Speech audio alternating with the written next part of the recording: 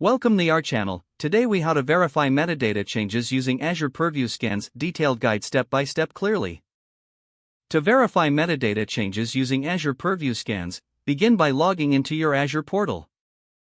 Navigate to your Azure Purview account. In the left-hand menu, locate and click on the Scans section.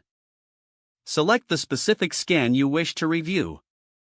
Review the status of the scan to ensure it completed successfully. If the scan is still running, wait for it to finish before proceeding. Once the scan is complete, click on the scan's name to access its details. In the Details view, look for the Scan Results tab.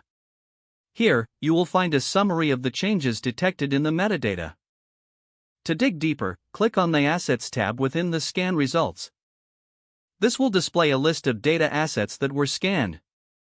Identify any particular asset of interest and select it to view its metadata.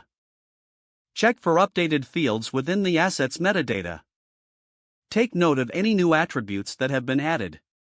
Also, observe any changes to existing attributes. If necessary, compare the current metadata with historical data for this asset. To do this, explore the Version History option. Here, you can track previous versions of the asset's metadata. Review the differences highlighted in the version history.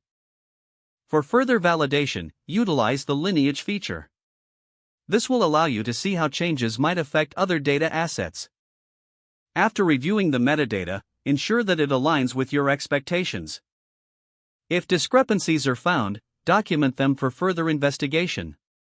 Once verification is complete, you can move on to any necessary updates or adjustments. Finally, exit the scan details and return to your main Azure Purview dashboard.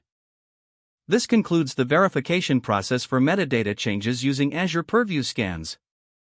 If the page does not load, refresh the browser or try again in a private or incognito window. Make sure you are using the correct email address, then retype it carefully to avoid small typos.